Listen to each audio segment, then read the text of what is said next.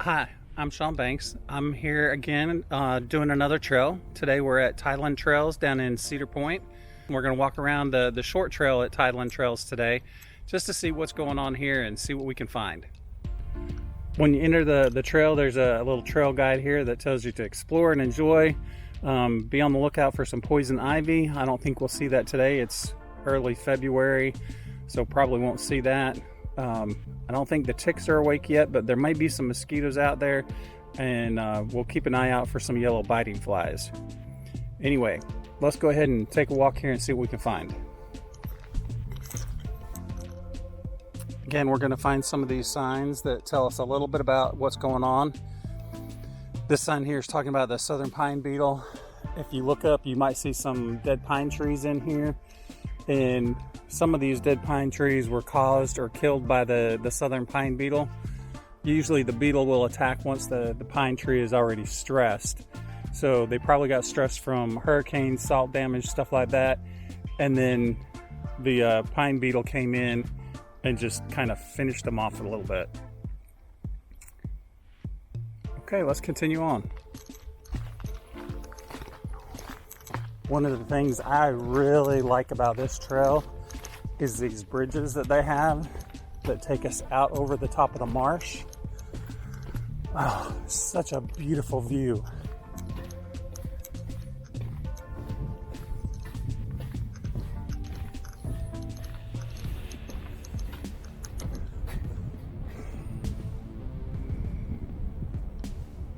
Take a look at that. During the summertime, this will all be green grass in here. And then you'll see all the egrets and other birds that come flying around through here. This is just a gorgeous view to be able to look at. Not only on the one side, but you got the other side over here as well that you get to look at and enjoy and see what's going on in the tide areas. Right now the tide's in a little bit, so we can't see the crabs that would be crawling around in the mud when the tide's out.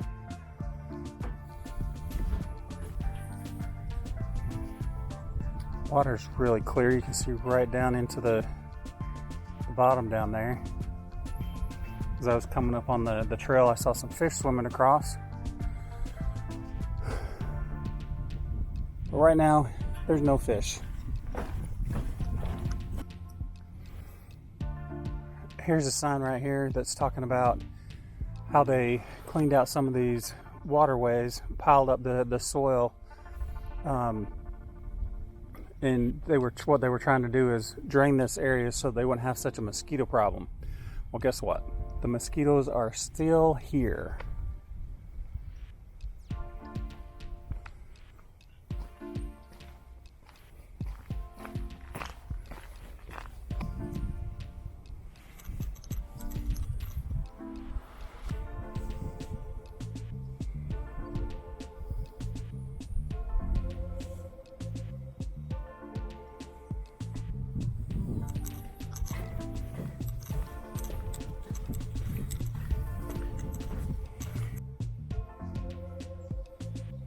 Here's something a lot of people don't realize. This is the eastern red cedar, and these little brown bumps on the end are the male cones. They release a lot of pollen, and I think they've already started releasing some, because I think what I saw floating around in the water when I was crossing this bridge was some of the pollen from these eastern red cedars.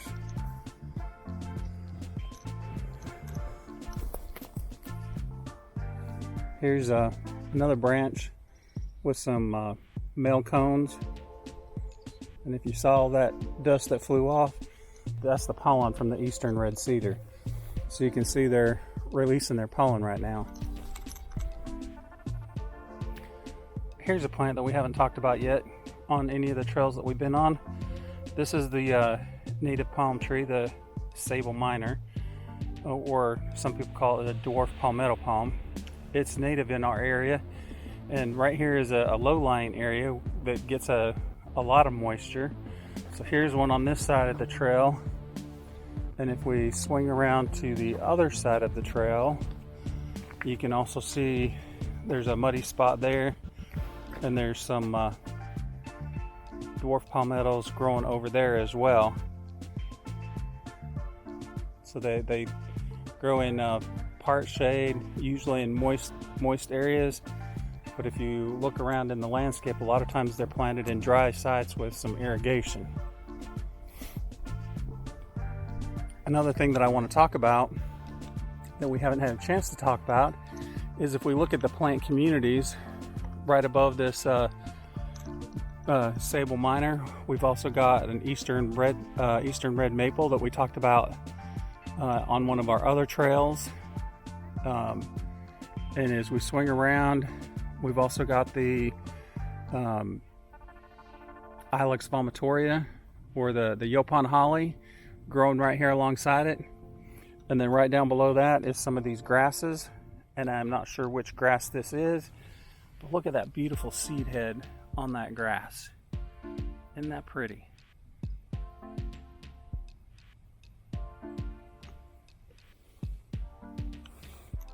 Alongside this, if we come down just a little bit further, we've also got a wax myrtle right here that's growing in this wet location.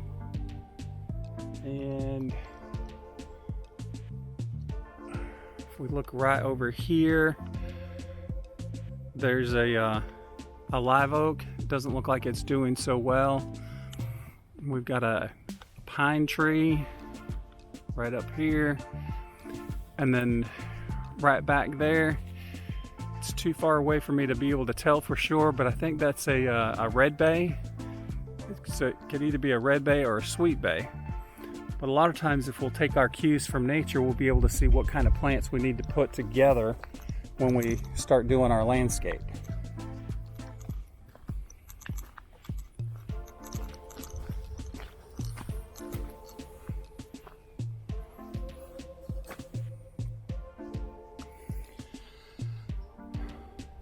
Somebody asked me the other day about bamboo growing in our area, and I guess this is probably the closest thing that I've seen to bamboo. It's a type of grass, but I am not sure exactly what grass it is.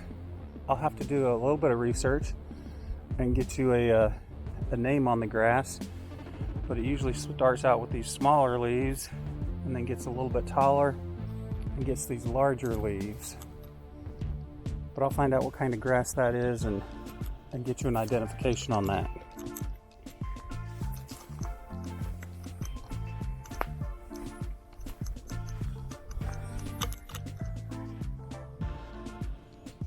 Here's another pretty view.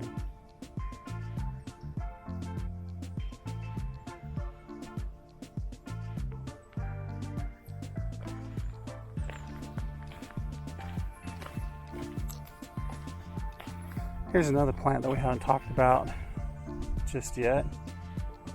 This is the Baccara. Some people call it a sea myrtle.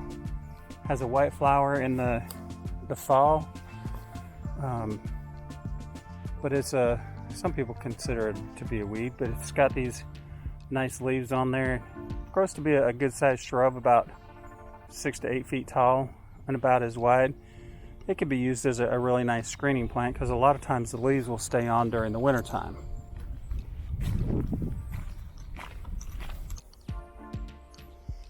Here's another look at that Baccara plant, or sea myrtle. See, it's a little bit taller than I am, about 7-8 feet tall right there. It loses some of its leaves, so I guess you would say it's semi-deciduous. But if we reach up here a little bit higher, you can see some of the seed heads up here. Those seeds will drop and get spread around by the birds, and that can become a kind of a weedy plant in some places, but it makes a nice addition to the environment. Here's one where you can see some of the feathery seeds on there. That would be these right here.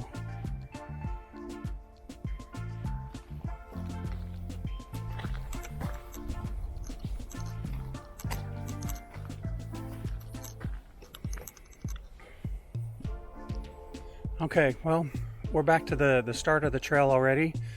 And so I'm gonna sign off here before we get back to the parking lot.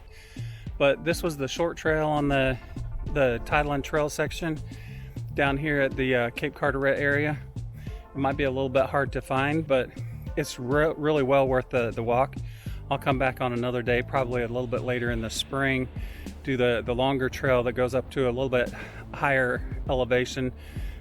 This short trail stayed pretty much right close to the water. The other trail gets a little bit taller, so you get into some other plant communities, and we'll look at some ferns and stuff that are on the other trail next time we come around.